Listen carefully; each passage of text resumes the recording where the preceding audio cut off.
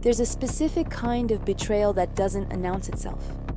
It doesn't come with a raised voice or a slammed door.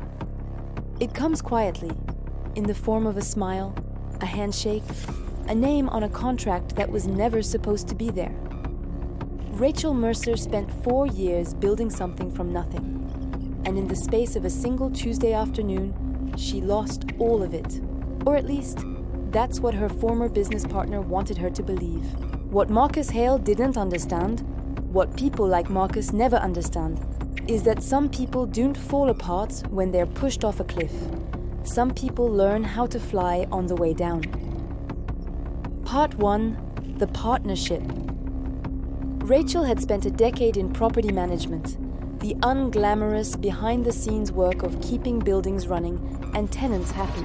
What she kept seeing, year after year, was the same broken system.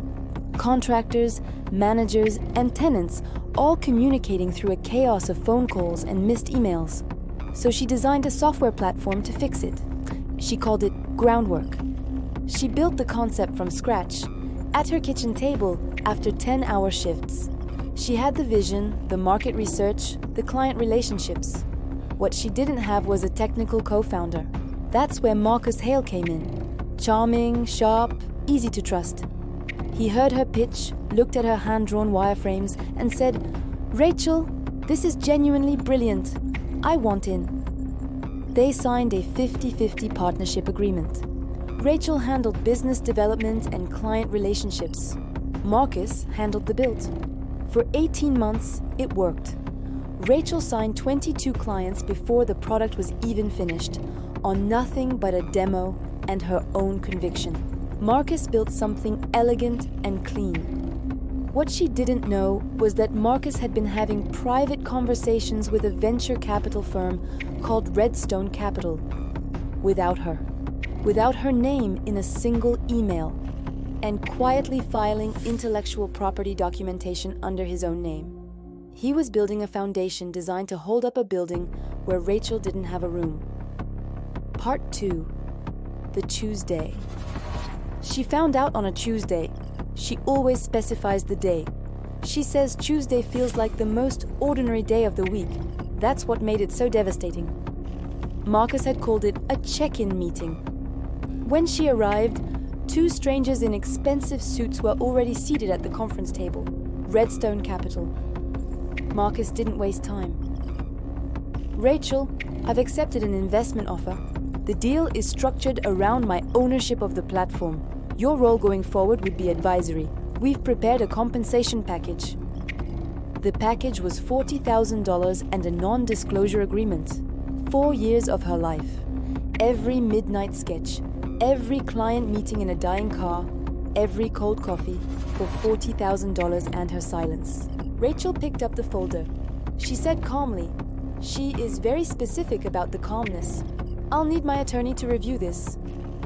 Then she stood up and left. She sat in her car for 11 minutes. She cried for 4. Then she stopped. And she started thinking. She never signed the NDA. She never cashed the check. Part 3: The Architecture of Revenge. The survivors of betrayal never let anger be the loudest voice in the room. They let it speak once. Then they put it to work. Rachel spent the first week doing nothing except documentation. Every email, every shared file, every meeting note. Time-stamped records of her originating every major feature and client relationship. References from early clients confirming she had pitched Groundwork to them personally, months before the platform was built. She hired an intellectual property attorney named Diana Osei, described by Rachel as the most terrifyingly competent person I have ever met. Diana reviewed the partnership agreement, the IP filings Marcus had made, and his secret Redstone communications. She told Rachel 2 things.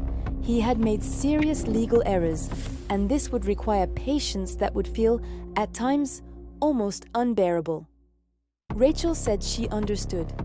Diana filed a civil suit, alleging breach of partnership agreement, misappropriation of intellectual property, and breach of fiduciary duty. 114 pages, loaded with exhibits. Then they waited for Marcus to get comfortable. He did. Redstone closed a $3.2 million investment in what Marcus now called Groundwork Pro. He gave interviews. He talked about his vision.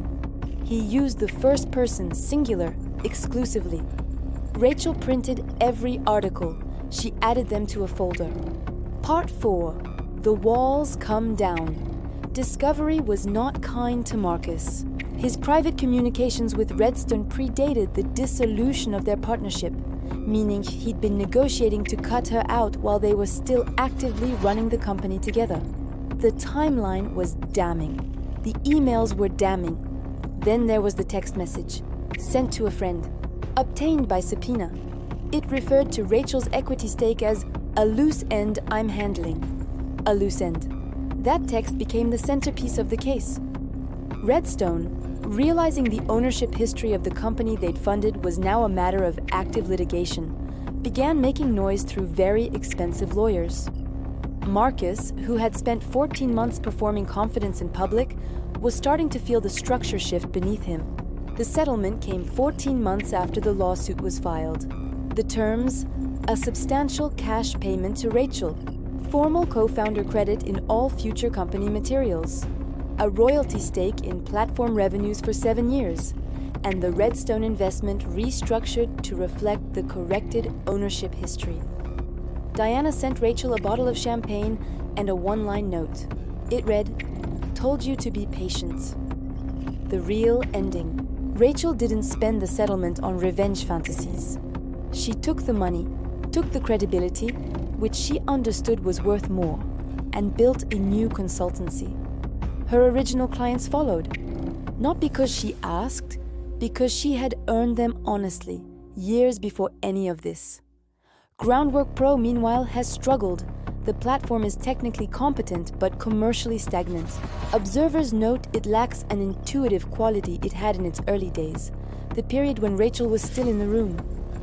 When asked about Marcus, she gives the same answer every time. He thought he understood what made something valuable. He thought it was the code. It was never the code. The most powerful moment in this story isn't the settlement. It's the 11 minutes Rachel sat in her car after that Tuesday meeting and chose to think instead of react. Revenge, done right, doesn't look like revenge. It looks like documentation. It looks like patience. It looks like keeping your emotions off the table while the other side underestimates you. Marcus Hale thought he was taking everything from her. He was wrong. He handed her the one thing she'd always had. But now, finally, provably, her name on the foundation of something real. If someone has ever taken credit for your work or rewritten history to erase your name, this one's for you. Drop a comment below. Share this with someone who needs to hear it. Subscribe for more stories of people who refuse to be victims. Justice served cold every time. See you next one.